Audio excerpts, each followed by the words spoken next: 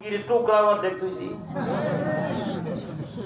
মুসলমানদের কবি রবীন্দ্র নজরুলে বালিশের নিচের থেকে লঙ্গির টুকরা বাড়ি করছে, কয়লাও বাড়ি করছে, বাড়ি করে জবাব লিখবো, জবাব লেখার আগে মাথা চুলকায়, হাই রে কোনটা করি, মেধা তো আল্লাহর দান, কার দান কন? আল্লাহ এত মেধা তার মাথায় দিচ্ছেন। রবি নজরুলের স্ত্রী জ্ঞানী ছিলেন, অনেক মেধাবী, মানে জ্ঞানী ছিলেন। এখন নজরুলের স্ত্রী নজরুল একবার কয়, চিরুনিতে মাথা আছড়াই তো, নজরুলের স্ত্রী কয়, আপনার মাথায় বলে এত বুদ্ধি কম, তো চিরুনির বাংলা কি কি বিভূতি হারাইছে কম অনবেড়ায় কাল্লা, আমার মাথায় বুদ্ধি সপ্তমার দান, আমার কিছু না, খালি চুল গায়ে কয়, কইতে কইতে মুখ দিয়ে বাইরে গেছে চিরুনির বাংলা ফারুনি। চিরুনির বাংলা কি?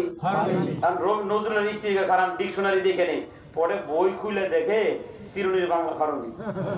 আচ্ছা কোন তো এই মেয়েটা কে দিছে? আল্লাহ দিচ্ছেন। এবার নজরুলে সুন্দর করে অজু করছে, অজু করে লম্বা সিজদা দিয়ে আসমানের মালিকদের ডাকেন আর বলেন, ওগো মালিক, আমি নজরুলের ক্ষুদ্র জ্ঞানটা তোমার দান। পৃথিবীর মানুষ আমাকে অনেক জ্ঞানী মনে করে, আমার এত জ্ঞান নাই। রবি ঠাকুর যে আমারে গালি দিল, জবাব তো আমার কাছে নাই। এই যে লঙ্গির টুকরা বিছাইলাম, কয়লা হাতের ভিতরে নিলাম, জবাবটা তোমার পক্ষ থেকে আমার জবান দিয়ে বের করে দাও। এইবার নজরুল হাতের ভিতরে কয়লা নিয়া লঙ্গির টুকরা বিছাইয়া লেখতাছে, বলেছো সাচ্চা শ্বশুরেরই বাচ্চা। বুঝলেন কিছু? আবার রবি ঠাকুরটা মনে করেন, তুমি নজরুল করিয়াছো ভুল, কাটিয়াছো দাড়ি, রাখিয়াছো চুল, কথা তো সত্য। দেখেন নজরুল লিখেছো সাচ্চা শ্বশুরেরই বাচ্চা। শ্বশুরের বাচ্চা কি হয়? সমুদ্রী পারে না, এক গালিতে দুইটা, কয়টা? শালা। আবার কি মেধা দেখেন, বলেছো সাচ্চা শ্বশুরেরই বাচ্চা, তবুও তো নই আমি মালাউনের বাচ্চা।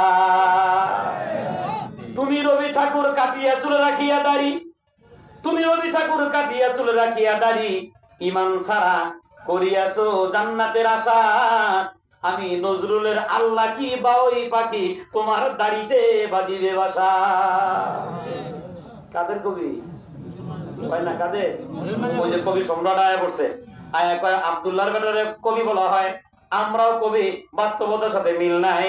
আব্দুল্লাহর বেটা মুহাম্মদ যা পড়ে, নিঃসন্দেহে বাস্তবতার সাথে মিল পাওয়া যায়। তাড়াতাড়ি কালেমা পড়ে মুসলমান হয়ে যায়।